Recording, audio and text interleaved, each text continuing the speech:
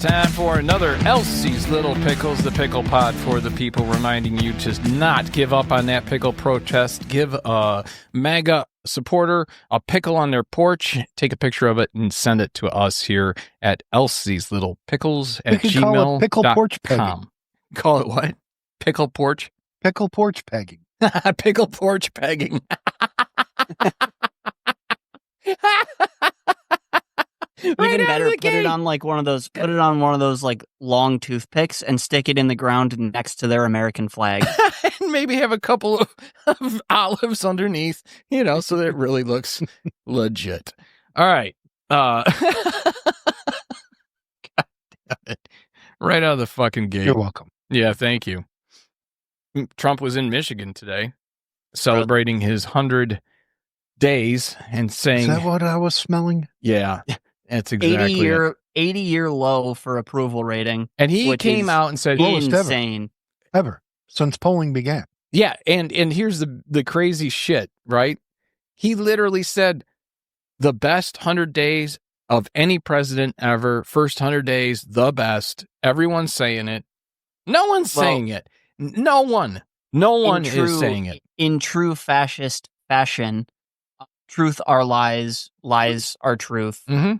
And yeah, newspeak. He couldn't even, in that CBS interview, he couldn't even, I don't know if you guys saw the clip of this, but he couldn't even admit, the guy goes, do you have 100% faith in Pete Hegseth? And he goes, well, first off, anyone who says they have 100% faith in anything is lying. Okay, well, you're the biggest liar on the fucking planet, so why don't you tell us how much you have 100% fucking faith in him? And then he goes on to say, I don't even have 100% faith that this interview is going to be completed. And the guy goes, we're going to complete it. This is coming from a man who just said to a reporter that he's, what's the word I'm looking for? Negotiated with 200 countries. Yeah, and none of that's true. And in 100 days, sure. Really, in 60 since the tariffs. 100% done. Sure it is. There's not one deal done. And the closest he's got is India. There's not even 200 countries. Well, even if, they're total there. President Modi. But not that have tariffs. There's more. There's what? I don't even know how many countries. It's like 227. Has pointed out, it would be 200 countries if they included Estonia, Neverland, Middle Earth, Asgard. It's, I know people think that we're just trying to, troll Trump or whatever, but it's not the case. There's a healthy dose of that. There is a healthy dose of that, but this is what he is literally saying to people. And it's just bullshit. I'm doing the forehead white because, yeah, sure. Everybody is trolling Trump. You know why? Because this is coming out of the White House, a seat that is supposed to be respected. Right. How can you respect this? It's supposed to be the most powerful office in the world, and Trump has single-handedly gotten rid of that as the status quo. There's just no respect. When you have other countries what? In my head, when I hear Trump say something incredibly stupid, I hear Bill Clinton's high-pitched giggle. Remember that back in the day? Not really, no. No? No. Oh, yeah. He's got the world's greatest laugh. I remember him laughing. I don't remember a high-pitched giggle, though. Oh, yeah. Oh, yeah. Look it up. I will. Do yourself a favor. I am going to. Look up on YouTube, Bill Clinton giggling. I will. That'll be the first thing I do after we get done recording. Watch this drive. Watch it. Oh, shit. Oh, that was beautiful, buddy. You know what I'm sad about? Huh? That we will never be able to stick Trump and O.J. Simpson out on the golf course together. Oh, that would have been fucking amazing. I'm sure they had a round or two at some point. They call me Juice. All right. You're the juice. I'm the orange. See, that would have been their golf team. Not orange juice, because that would have made sense. It would have been backwards because they're both idiots. We're juice orange. Yeah, it would have been that way. Good job, guys. All Good right. job. I guess it's time. Here's Keith with the news.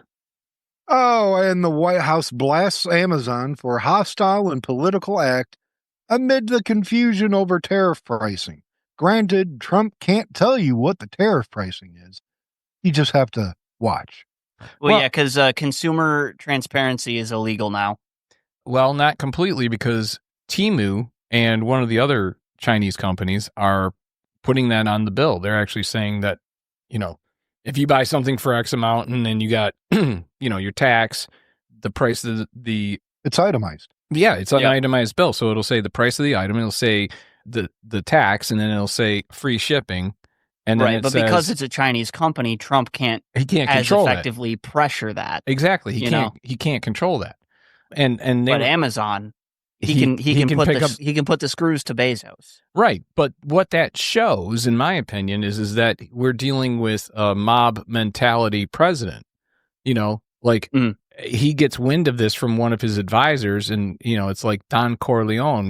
That's what it's going to be. See, yeah, I'm going to put some extra tariffs. See, I'm going to make him an offer he can't refuse. He'll try to refuse it. It'll be unrefusable. There will be no refuse. It'll be a beautiful deal. The best deal that has ever been done as far as deals go. It's just too easy. I'm going to try to ease up on the Trump impressions for the rest of the episode. I front-loaded them. Oh, well. You know what? I always enjoy it. As opposed to Trump backloading his diaper. Yes. All right. So, yeah, I think that Amazon, apparently he called Bezos, and Bezos was backing down immediately. He's like, no, we're not doing that. Obviously they were. Yeah, obviously they were thinking about it, even if they weren't going to do it. He said it was a part of only Amazon Haul, which is their version of Temu. Well, I mean, regardless, they were thinking of doing it. And now they're trying to make it sound like they were never thinking of doing it because they got afraid, because they know that Trump, being the dictator that he is, will come after them in some form or fashion. And if nothing else, it's just going to make life miserable or put them in a position, and not that they can't afford it, but put them in a position of constantly being in court. Mm-hmm. For 4 years, who fucking wants to deal with that? Right. Quick sidebar on Amazon. Did either of you see, fuck Bezos and fuck Amazon. I refuse to purchase from Amazon unless absolutely necessary. I have time. I refuse. Unless I can only get it from Amazon, I'm getting it somewhere else. But one thing that I think is interesting is that Amazon is coming out with a new electric truck that is fully modular.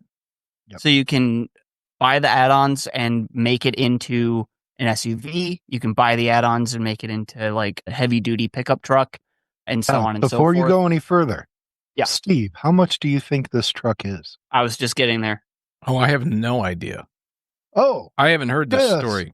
Just take a stab of the electric pickup. Base price without any add-ons. What do you think? I'm going to go with $20,000. Exactly. Oh, really? Yes. Yeah. The only reason I say that is because at that point, you're only talking about essentially a chassis with batteries. A battery, yeah. You know what I mean? So, yeah. I mean, not to say that the batteries aren't expensive. That's why I went with $20,000, because even for like a little electric scooter, a replacement battery is like $700. So, yeah.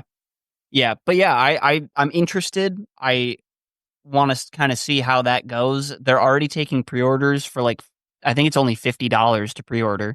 So is this his way of kind of going after Elon?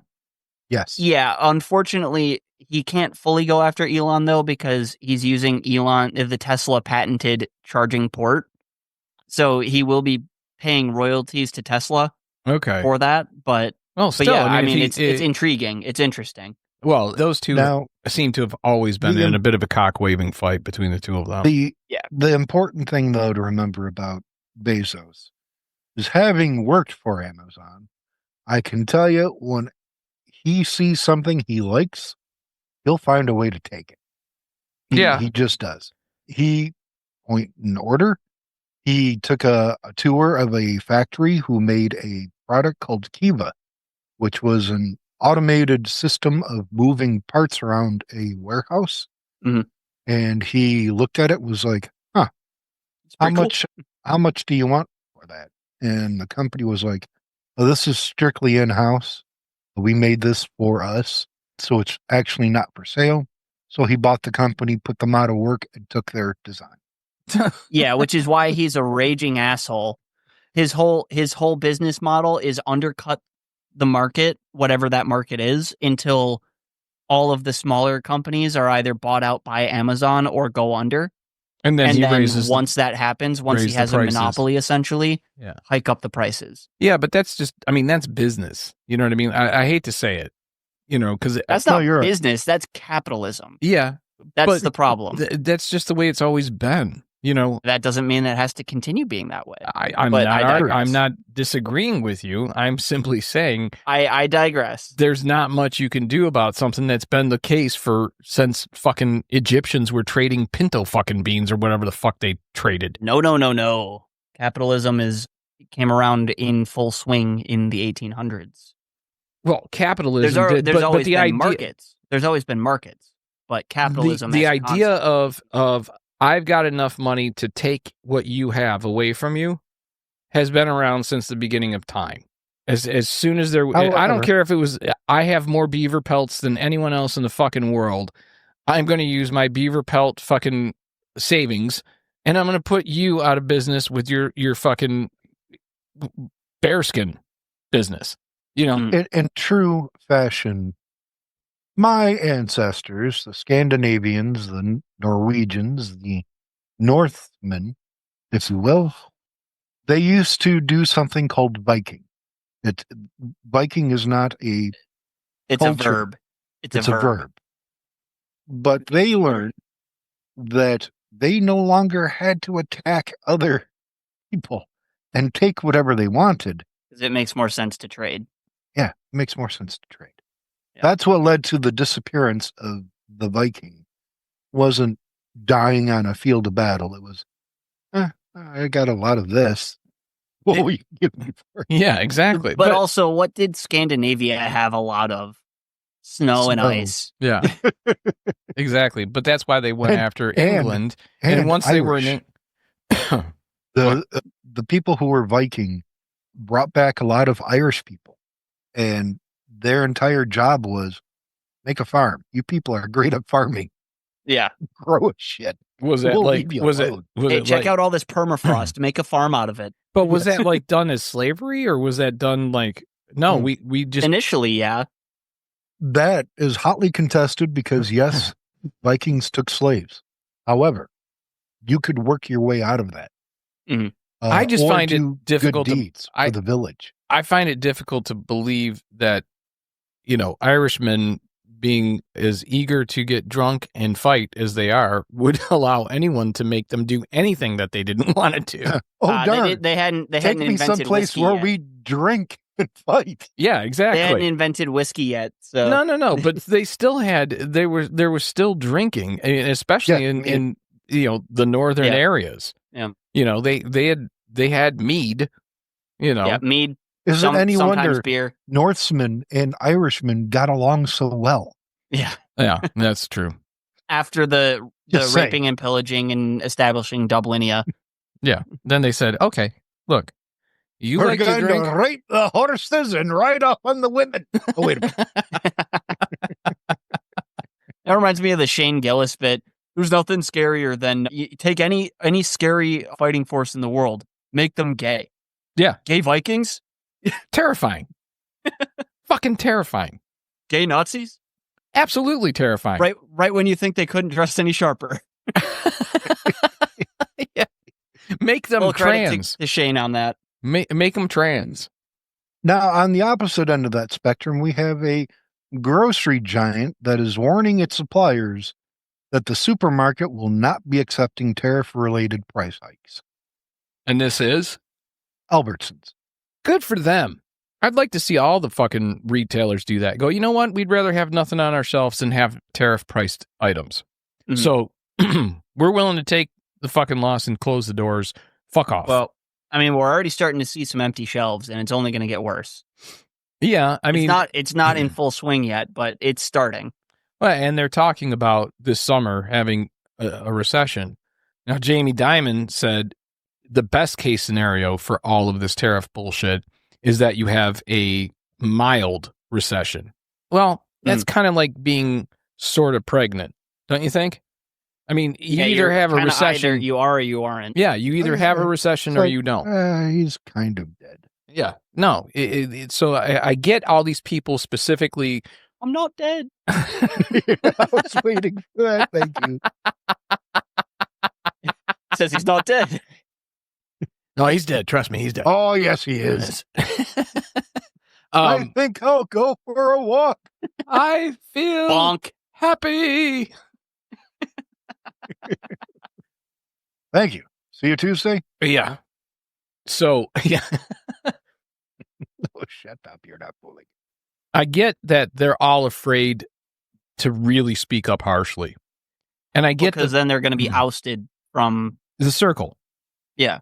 And you imagine a Trump movie done by Monty Python. Oh, well, for as much as John Cleese hates fucking Trump, I would love to see that.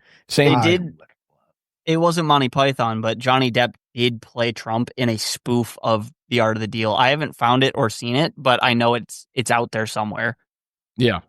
But getting back to what the problem is they're all all right. So not only are they afraid to speak up. I apologize now because I am uncomfortably caffeinated, so I'm going to keep railing this right off the rail. Okay.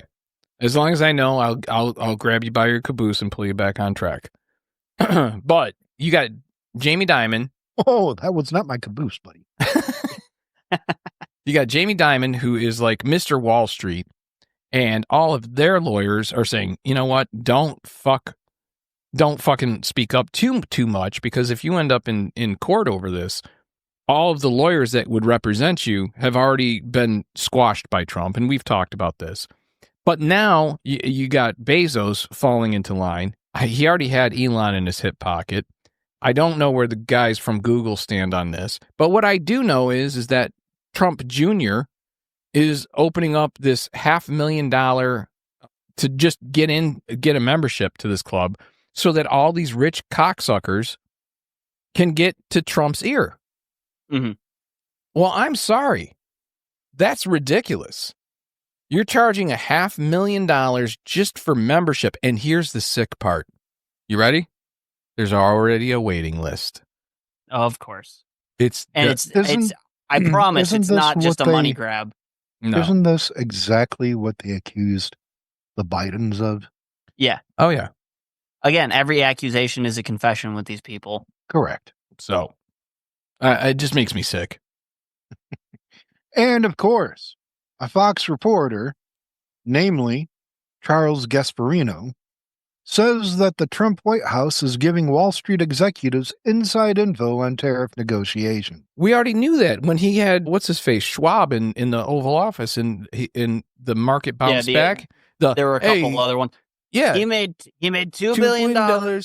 Yeah, he made $2.5 billion today. He made $970 some odd million today. They're doing great. They're doing great. Fuck off. Yeah. You know what I mean? And it goes back to the Trump Jr. thing. It goes and meanwhile, and their meme coin. American lost $10,000 on their 401k. Yeah, and that meme coin of Trump's, they're pumping that shit hard. At what point in time do the White House, or I should just say Trump and Blitzkrieg Barbie, both of them, at what point in time start referring to U.S. citizens as just serfs? Yeah, that fucking. I mean, we're not too far off. I feel like they would quicker refer to us as proles than serfs. Well, here's the thing, though, is that if ever it takes a lot, in my opinion, to find a White House spokesperson, right, a press secretary, who has his arm so far up her ass that you can't tell who's talking. I mean, like that bitch and Trump, they make Jeff Dunham look like a fucking amateur. What are the odds they're fucking? I was literally just thinking that. I'm sure something's going on, and if it's not, it's only because she's worried that she would lose out on the money. Because which one of you said that she's married to like a billionaire or a multi-billionaire? That would have been me, and he is in his 50s, late 50s. So, Wow. yeah, she's 27. He's in his late 50s. Good for him. Good for her. Whatever. But I mean, she physically looks like she would be married to a mid-50s-year-old. All right, so I'm a mid-50s-year-old. Fuck off. Hey, I'm not insulting the mid-50s-year-olds. I'm insulting her for looking 40 when she's 27. She does. But I really do believe that you can't really spew quick, all that how old bullshit. are you, Colton? I'm 24. 24. You were 56? 4, fucker. You knew that. Just trying to add. He's just trying to add, you cunt. Literally speaking, it would be the ideal age that you would be dating Colton. Right. That's what I'm saying. I don't like that thought. I don't like that thought either. In fact, I'd like to thank you for. I would appreciate. I'd appreciate if you never spoke like that again. I will be keeping my bussy to myself. Thank you. And the uncomfortable silence. Much like after their sex. And the FBI director posts video or photos rather Hold on. of the arrested. Yeah, back up. I do have one more thing I want to say about the White House bitch, right? Yeah, Nazi Barbie. Blitzkrieg Barbie. Yeah, Blitzkrieg Barbie. And now I forgot what the fuck I was going to say. Oh, You're all right. No. Before that, when we were talking about how insider trading, how dare they now ever come after a Pelosi? You want to talk about insider trading? I mean, Nancy and all of Congress are the kings and queens of it. Granted, yeah, we have all known that. As far as like, it's just notice how they have not talked about draining the swamp since his first term. No, they don't, because they are the fucking swamp. I think they realize that. I think that, again, what'd you say? Well, Every accusation. He lives in Florida. It's all swamp. It's all swamp. All right, go ahead. Now you can go with the next story. The FBI director posts photos of Colton and Steve. Oh, I'm sorry. The FBI director posts photos of arrested Wisconsin judges perp walk, possibly violating DOJ policy. Look, we were posted as public enemy number 1 and 2. Yeah.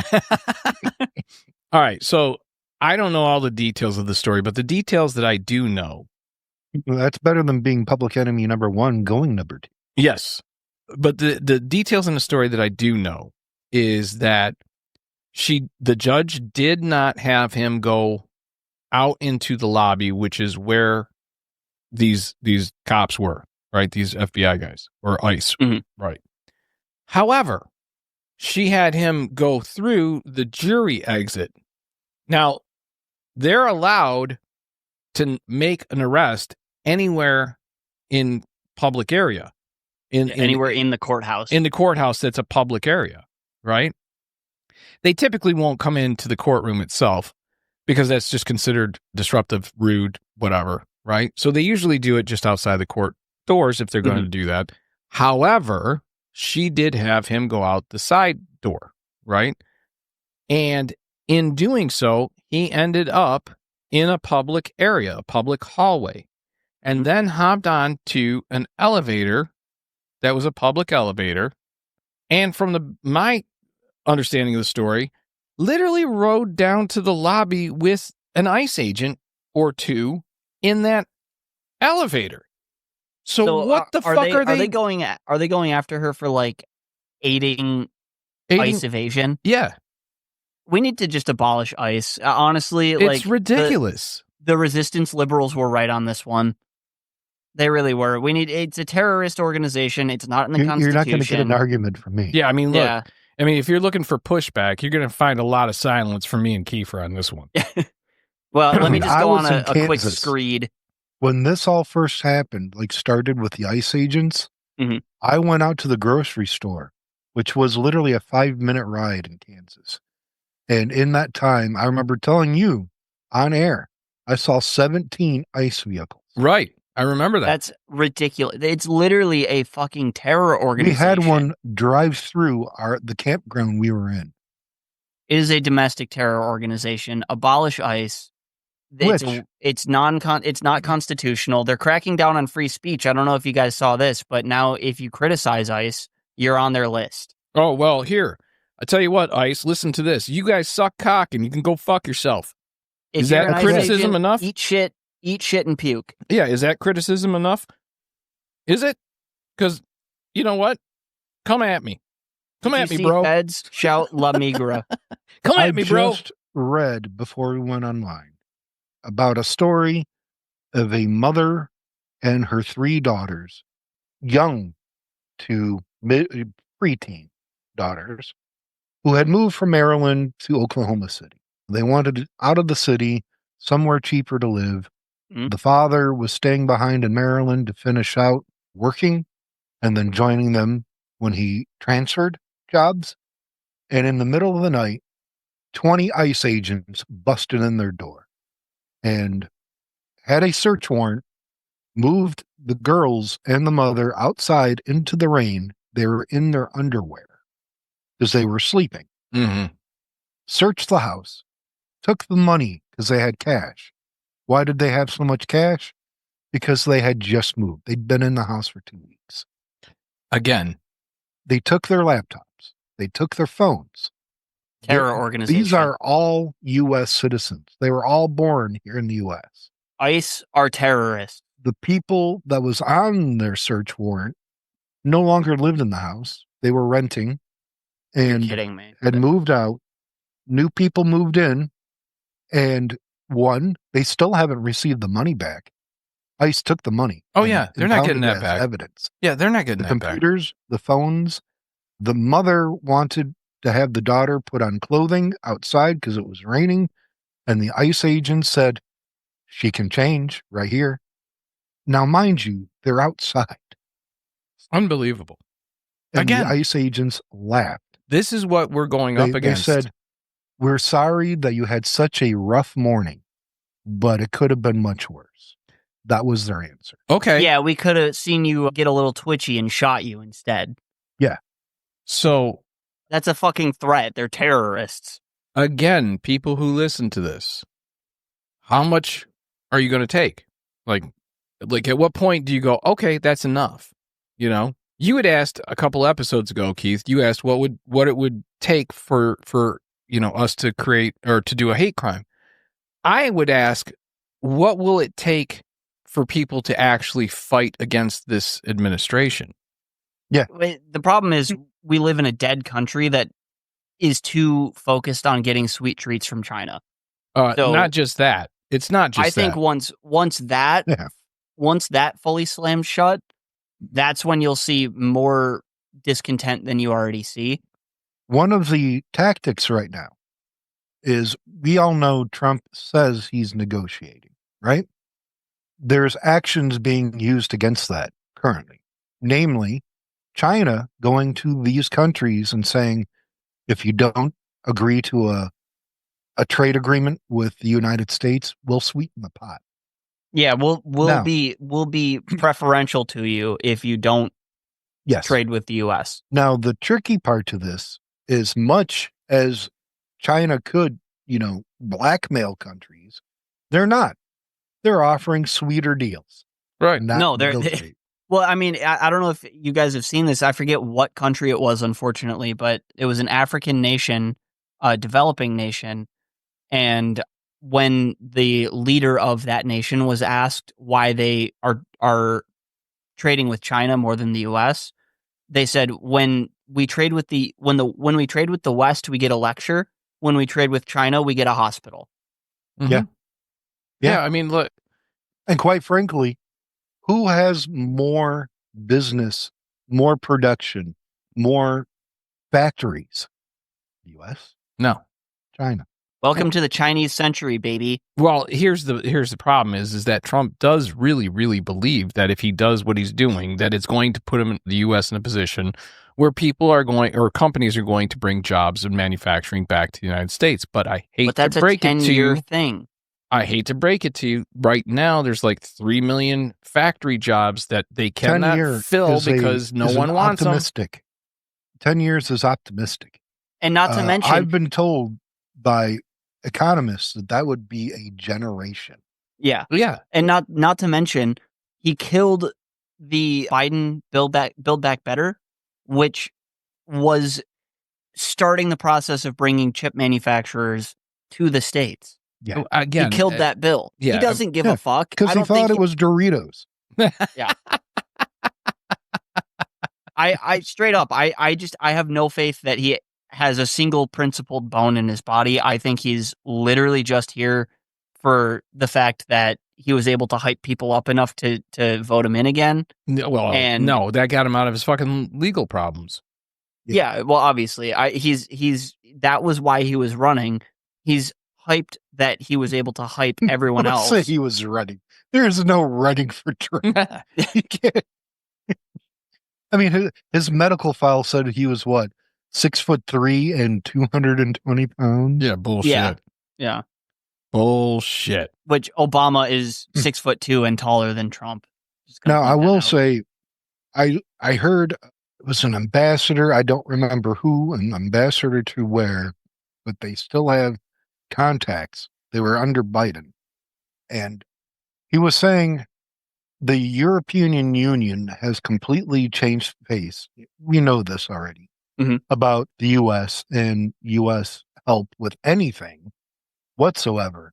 But he was very specific on saying Germany has borrowed now against their debt, basically pushed the debt ceiling for the first time in Lord knows how long, and said, we are going to start spearheading making NATO that much stronger than everything else. And by everything else, he meant the United States of America. And BRICS to an extent, I'm sure. Yeah. Oh, yes. Oh, yes. But there's now an agreement between Germany, the UK, France, Spain. Okay. BRICS. There's word that the Spain, S in BRICS is South Africa. Yes. But Trump thought it was Spain. Yeah, that's where I was going, Pinky. But so these countries have an agreement. They are going to spend. And what changed ultimately, what made this change start to happen? He said it was the 15 minutes of Zelensky in the White House with Trump and Vance. But see, here's the and thing. Vance grilling. You haven't said thank you once since you've been here, and which Zelensky opened with "Thank you, President Trump." But here's the problem. Okay, Trump and the administration will take that as a win because all they've ever said is, "You guys aren't paying enough. You're not putting enough in the pot. You're not doing this." So they think that that's a win. They will think it's a win, but it's to push the U.S. out of NATO. Yeah, or at least out of prominence in NATO. It's not just it's out of the upper echelon of NATO, but also business. Yeah, they're prepared to hurt the U.S. money wise. They have to. Business. Look, they have to. Yeah, I mean, so that's coming. What he's done in his first 100 days is create a situation where it is literally Trump versus the world. And unfortunately, the United States is the one that has to pay the price with the black eye. Yeah, we're in the crossfire. Well, as the ambassador did say, this isn't an issue against the American people. They love the American people. It is the administration that they have a serious. It's the same thing with Canada. It's the same thing with Mexico. They love the American people, but they hate the administration. But they also recognize that a large majority of the American people voted for this administration. Now, so there's a little bit Canada. Elbows up, Mark Carney. Yeah. And I was hoping someone would bring up Canada so I could slip this in. There's a whole lot of self-deportation. You've heard about this? Yeah. All of the self-deportation. About 83, if I remember right, 83% of it has been students. Yep. Where have these students gone? Canada. Canada. Now, Transfer your credits to University of Toronto or something. yeah, there's Toronto. There's what, Brown or something? Oh, I don't know. Brown's not up there. But you know, I mean, it's not like they don't. One of them is the Harvard of Canada. Oh, that's fine. Canadian Oxford. A. McGill. That's the university. McGill is the Harvard of Canada. Sorry, you have to say it. Harvard. Hamlin McGill. My. So yeah, McGill is the Harvard of Canada, which is actually funny because I've been outside of Harvard. We've driven by, and that's exactly how everybody talked. Kite Harvard Yard. Well, it was Hawk the Kite, Harvard. And and hope you don't have a heart attack walking from the fucking garage all the way to the fucking building. How do you like them apples? oh my God, I got a haircut last week. Last week? I don't know. Some point in the last whatever. But the lady talking sounded completely normal until she said, God. And I had to pinch my leg to stop from laughing. Because every time I hear something like that, I naturally assume it's a joke until I keep hearing it. And I'm like, it's not a joke. This is not a joke. This is the reality of this woman. Anywho, getting back to the thing. So the students that went to Canada, with the U.S. trying to promote that they're attempting to negotiate, they want countries to negotiate. What's really happening is that trade that would be going to the U.S. is now going to Canada. Mm-hmm. Yeah.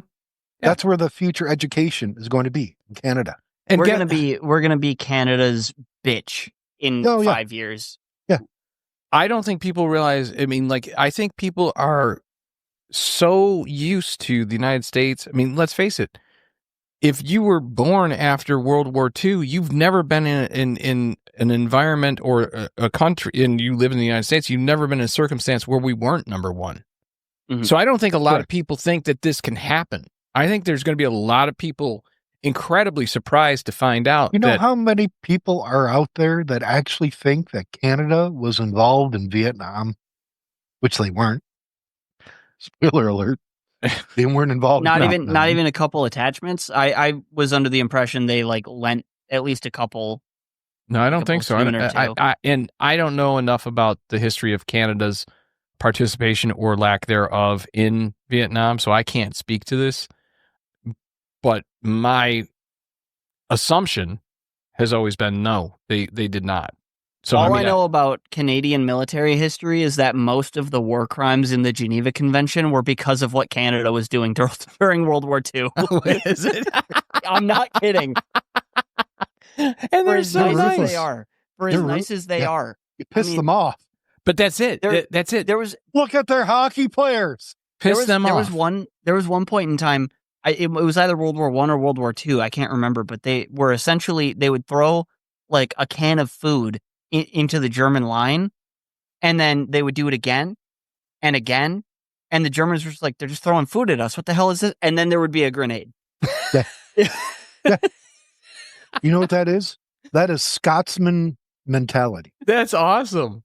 That's what that is. That's fucking awesome. No, they practically wrote the Geneva Convention because of Canada. There's fucking lima beans. They got fucking corned beef hash. Corned beef, yeah. The American hat trick is 3 goals in a single game by the one player. What is a Canadian hat trick? Anybody? No, I don't know. Not sure. Is it 5? No. A goal, an assist, and a fight. Oh. That makes the sense. Gordie Howe hat trick is what it also was called in the Detroit. Yeah. But originally, it's the Canadian hat trick. That's interesting. I respect it. Yeah, I respect that too. And like I said, that's the thing is they're incredibly nice people until you piss them off. And I think that's... And it might take a lot to piss them off, but when you do... It's the same with the Irish. It's like Grandpa. Right. We're incredibly nice people until you piss us off. You know what I mean? Like, it's like people always, hey, well, what are you going to do, hey? They don't really actually say that. What you do hear No, them that's say, though, the UP of Michigan says What- A. what they do say, though, is, fuck me, eh? yeah. Me. Fuck me, buddy. What are you going to do? Fuck me, buddy. I'm getting so much Letterkenny off of this. Action. Judge demands answers on whether 2-year-old U.S. citizen was deported to Honduras. So here's what the head of ICE dude, what's his name? Tom Homan? Suck my butthole. Homan, right? Tom Homan? I believe so, yeah. He said that in both instances, the mothers said, I'm taking my children with me, or my child. Yeah, which, to be fair, on the one side, if they were presented the option, I don't know any mother that would leave their child in a different country. Exactly. So I think But this that's guy... not really a fucking option, is it? No. So Well, the important thing here is officially the immigration status of the girl's father, mother, and sister is unclear. Really? Officially. Yeah, it's unclear. That is what the judge is having issues with, because the girl was born in Baton Rouge, Louisiana. See, Yeah. Well, I don't think it matters anymore. I think at some point they're going to go, it doesn't matter if you were born here. You're not, if your parents weren't legal citizens when you were born here, you are not a U.S. citizen. I think that is coming next. And I think he's got the Congress that will push that shit through. I think that. Yeah, and that he would have to have them push that through before 2026, because if we have even a slightly fair election in 2026, they're losing at least the Senate, if not also the House. I think they're going to lose both. Now, it's important to understand that this isn't the only case. Notably, there's a 7-year-old who was detained while at an immigration meeting. Yeah. Well, it's easiest to round them up when they're showing up to check in. Yeah. And of course, a 4-year-old U.S. citizen whose family and he were deported while he was receiving treatment for cancer. Again, does that surprise you? I mean, let's face it. You've seen the attack against, let's say, just Harvard, okay? Not to mention these other schools, but we'll just use Harvard. And you've seen the funding, which officially, Harvard has said, fuck you all. We were around before you, right, as in the country. Right. Yeah. Harvard is literally older than the United States. And but see, here's the thing with all that is that they're the only ones that have deep enough pockets to be able to go up against them, first and foremost. But it does not change the fact that while all this shit gets held up in court, we're not moving forward with cancer research. We're not moving forward with the 1970s refrigerator that is still in the basement and still fucking kicking. And if you get inside of it and close the door, you're locked in. You're done. It is eternal. It is. It's that weird pea green. Yeah. Or the one that Indiana Jones got in Indiana Jones 4. And survived a nuclear bomb. Yeah. Yep. That's it. Which, to be fair, that scene was not written into the movie. No? Harrison Ford ad-libbed that at the last second, like... Oh, he just did that? Yeah, he just did it. And then they added in... Some of the greatest things. Yeah, some of the greatest things that were in Indiana Jones movies were ad-libbed by Harrison Ford for one reason or another. Like when he shoots the guy and there was supposed to be this great big sword. Yeah, it was supposed to be this big sword fight. And I'm not fucking with that. No, he was sick. He had the flu. Yeah. Yeah, he was going to shit himself. Yeah, exactly. I'm not fucking with that. Bang. A huge amount of the crew had food poisoning. And he was like, oh, God, I'm going to have to shit. Yeah. Yeah, so, which is beautiful. That's what I love Harrison Ford. Harrison Ford is probably one of the greatest American actor icons in my lifetime, at least. Did you hear about, I know this is another sidetrack, but a group of hikers got lost in Montana. And Harrison Ford found them? Harrison Ford was in his helicopter. Oh, shit. Because he's a pilot. Yeah. And got wind on the emergency channel and found them. Hasn't he crashed like twice? Once that I know of, maybe twice. But that was in his plane. Not imagine having that bar story of, one time I got lost in the mountains and fucking Harrison. And son of a bitch, Indiana Jones saved me. And Han Solo himself. Yeah. I mean, what do you say? Aren't you? Yeah, get in, kid. Let's go. If one of his aircraft are not called the Millennium Falcon, that's such a wasted opportunity. Yes, that is. All right, we need to wrap this shit up. So where are we going here? Yeah, sorry. Really quick, I will say with immigration, one of the tactics that they are using is, in fact, they'll wait for the person, they'll detain them, knowing that they have an immigration court case, hearing, whatever. Let's say it's March 17th. March 17th, they have a court hearing. March 15th, they'll move them out of the district if they miss it. Right. And now that they've missed it, let's ship them out of the country. Yeah, they are definitely using very that's how they're getting around due process is they're switching where they're supposed to be before the mail can tell them. Yes. And one of the other tactics, they only gave the initials to protect the person, but they were detained while self-deporting. They were like, I'm just leaving. I don't trust this country. I am leaving. Why are you wasting your fucking time? They're leaving. They got onto the plane. They left the U.S. when marshals grabbed them on the plane. Took them off of the plane in the country they were flying to. Made them return. Off midair. They're lucky they didn't. They made them return to the U.S. Now, returning to the U.S. after leaving as an illegal immigrant is now a felon. Oh my God. ICE is not a terrorist organization, they would have us believe. Genuinely, I hate it here. It's getting bad. You know what I mean? I fucking hate it here. Now that they are a felon, they've committed a criminal act, finally, having returned. They have no choice. As ICE will tell you, you just won the lottery. I'm sorry. They returned under duress. That's bullshit. And that's the thing is you would think that they would be able to say, look, I was self-deporting. I was leaving the country. They made me get back on a plane. They forced me back to the United States. I had no choice in the matter. I was trying to leave. And under any other president, that wouldn't be an issue. The big question here is, why is this happening? Why would they make them return to the U.S.? So they can prosecute them and make sure they can't come back. No, there's no prosecution. Well, prosecute in the sense that ICE, the terrorist organization, prosecutes. Well, what happens is they are put in that private prison. In El Salvador. It's a money thing.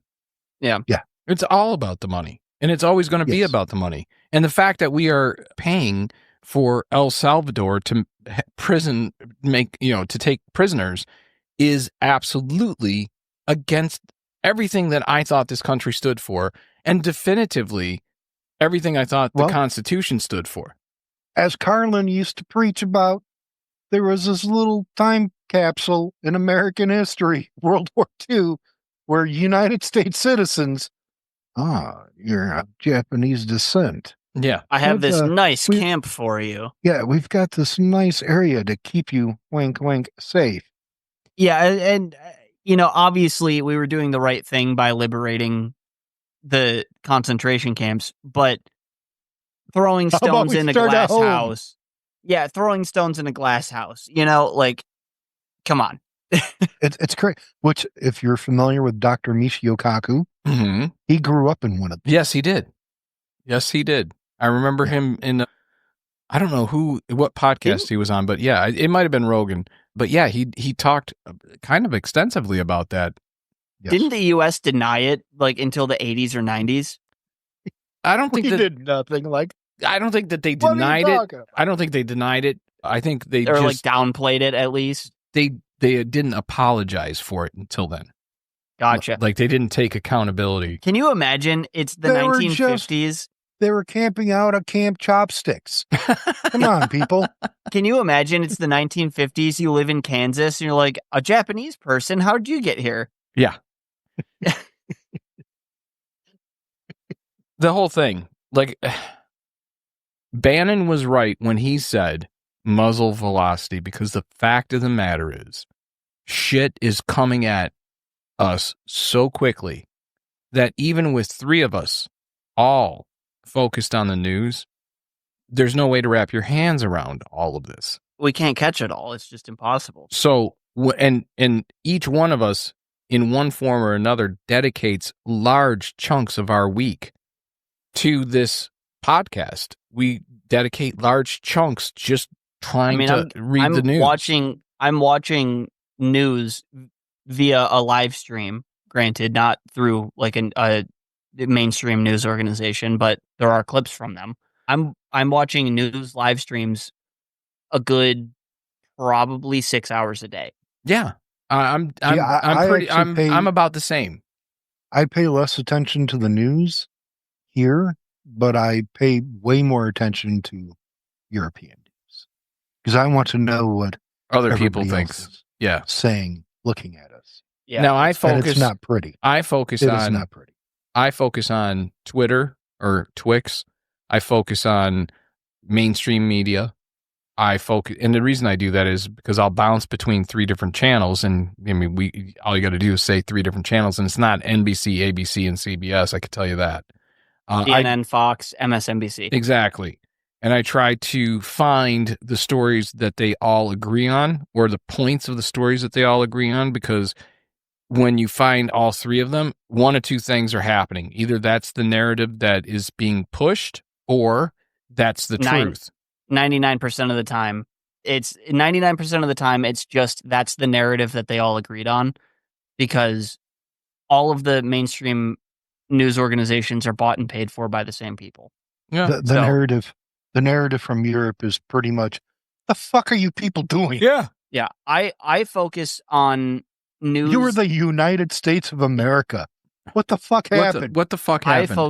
I focus on news live streamers and like YouTubers that are open about their bias, because to me, the most honest news comes from people that are not afraid to say, I do have a bias and this is what I think. Yeah, I agree with you, but that's kind of the reason why we have all three of us.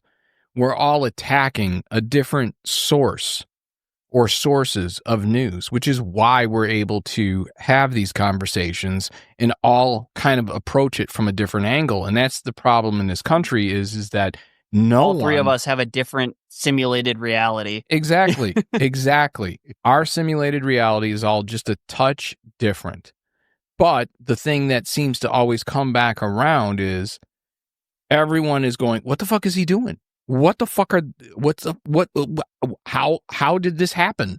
Well, there was that short that I sent you the other day where it's like the market's trying to anticipate Trump's next move, and it's a dude like going to take a drink and then dumping it over his shoulder, and then like looking up at the sky and then tying his shoe. And right. Then, like, it's just that kind of craziness, you know, and I gotta be honest with you. I do believe that we're living in a simulation, and scientists are, I mean, there's far more news stories about this being kind of thought of as a reality at this point in the scientific community. And I'll tell you why I think it is that we're living in a simulation. It only makes sense that when you do an update and there's a bug in it, that this shit would happen, right? The update was Harambe killing that kid. And ever since then, ever since Harambe, it almost made Mountain Dew come out my nose. But ever since... Tell me I'm wrong, though. Well, ever since the Harambe story, right? For those who don't know, Harambe was a gorilla. At the Cincinnati Zoo. Which ended up getting put down. You figure out your own details on that. I'm not going into depth on it. But ever since Harambe, everything has kind of gone a little fucking nutty. Because if I'm not mistaken, Harambe happened in what, 2015, right? Either 2015 or 2016. I think it was 2015. I was in 10th grade, so it would have been 2015 or 2016. and we're going to GTS. We're that Googling. shit. Yeah. So 2016. 2016. Yeah. Was it before or after Trump was in office? Does it say? I can't remember. May 28th, 2016. Okay. Okay, so that's before he won the election. Yes. And I'm telling you, ever since that, I think shit just keeps getting weirder. I think that either just when that happened, or either just before, or just during, or just after Harambe, they did an update on the system, and there's bugs in it that we're dealing with all these years later. We're dealing with them 9 years later. I'm not like fully convinced necessarily that it's like we live in a computer simulation, but I kind of fall into the Robert Sapolsky camp, which is like society and your biology determine way more than you would like to believe about how you interact with the world around you and how the world around you interacts with you. Well, there's not definitely necessarily that it's a simulation, but that like your particular brain chemistry determines how you like. It's his thought process on it essentially derives that there's no such thing as free will, because your brain chemistry is different from my brain chemistry, even though you're my dad. Mm-hmm. You know, so because of that, you interact with the world around you a little different than I interact with the world around me. I'm much more aggressive, I think, than you are. Yeah, but I mean, a part of that is upbringing, a part of that is brain chemistry, a part of that is, there's all of these different factors. There's the societal factor. All of that plays into how your brain perceives the world around you and reacts to it. Yeah, I agree with you. See, and in that way, you could argue it's a simulation. I would say that's partially correct. I think you get out of the world what you put into it. You know what I mean? Kind of going back to the Beatles, the love you make is equal to the love you take kind of view, and that there is this sense of evolving as a human being. But one of the things that you don't have that Keith and I do is both of us went through a very, very traumatic experience when we were infants, which was adoption. So we were pulled away from our biological mothers. Yeah, my traumatic event was COVID. Yes, yours was. But you were also much, much older and able to deal with it. There are things that Keith and I have had to deal with. Very different COVIDs. Yeah. I was like, I loved this is fucking awesome. If you remember, Colton, I fucking dug it. I was like, I don't have any traffic. I don't have any problem with any of this. I developed anxiety over it. I know you did. I was very happy with it. I'm like, let me get this straight. No one can come within 6 feet of me. And on top of that, I can say no to every family function that is put forward because there's a pandemic. I'm totally fucking in. But 3 years locked down, and all I got was this lousy anxiety disorder. So for us, can I ask what made you anxious? For me, it was the constant fear of getting sick, and I guess part of that was the news playing up like, oh, this is very dangerous and deadly, which it was. Yeah. But at the same time, not necessarily for my age group. No, not at all for your age but group. at the same time, there were 5-year-old, 6-year-old, 7-year-old kids dying from it too. So, and it was partially that. It was partially the social isolation. It was a lot of things. But yeah, I mean, all I got out of it was this lousy anxiety disorder. So like the social separation. Oh, I loved it. I did too. It was an excuse. Get the fuck away from me. Like literally, if they said everyone had to quarantine again, I'd be like, woohoo, let's go, motherfucker. I loved not having to deal with people. And I loved being, when I was in public or I had to go to the grocery store or whatever, I loved the fact that I could go, motherfucker, you're too close. Back off. That's it. Basically, anytime. We got to have a show where we create a new virus. We got to create an urban legend virus that's only fixed by social separation. Oh, I love it. Modelo virus. Honestly, when coronavirus first was going into the news, I thought it was like a meme. I thought it was like, you mean Corona the beer? Oh yeah, yeah. No, actually, I thought it was a meme. But I guess my point is that I look at the idea of, that this is a simulation theory. I think I look at it a little bit differently, partially because of being adopted. And maybe I'm right, maybe I'm wrong, but I think that Keith and I, every book that you read about adoptees says that there's this trauma that happens at separation. And I never bought into it. I never did. I never, to me, I was like, I'm fucking normal. On a biological level, being separated from your mother that young, like your biological mother, whether you recognize it or not as an adult.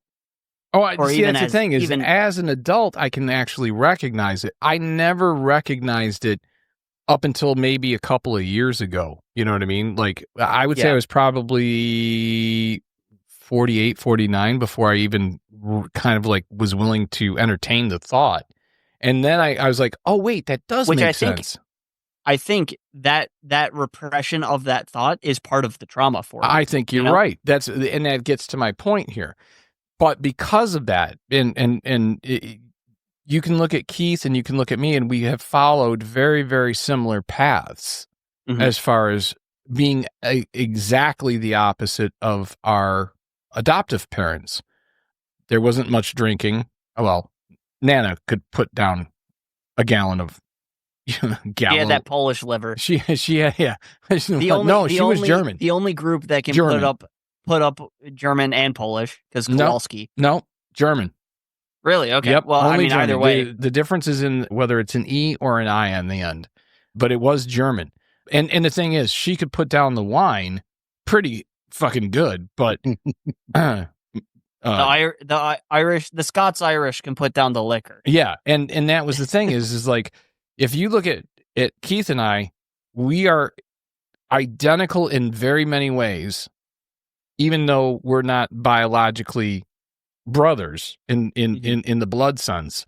We are more brothers than most brothers in the way that we develop together. So neither our parents smoked. We both smoke. Neither of our parents drank heavily. We both drank heavily. Neither of our parents were really big on the idea of performing. They would sing in the church choir, but that was nothing. That was all their friends watching them sing. Big deal. Both Keith and I had careers in entertainment. I was a stand-up comedian. He was in a band. Both of us have a absolute fascination and love of Irish whiskey and scotches. So there's got it. Oh, and most importantly, they were hugely religious, and we are both atheists. You know what I mean? So this idea that in any other universe other than a simulation theory, that two people 5 years apart could be born and be so perfectly matched to be brothers is astronomically weird to me. Yeah. So that's why I think I hope that they're right. I hope that this is a simulation theory. And I hope we get another update and it fixes all these fucking bugs. I hope so too, because that's the thing is I'm looking at the circumstances on the ground right now, and I'm thinking to myself, we definitively, unequivocally need a software update. And with that, that's another Elsie's Little Pickles. Pickle porch protest. Everyone go listen to Peripheral Vision by Turnover. It's a great album. I just went to a concert 10-year anniversary of that album in those 5 days. Pickle peck. My bad.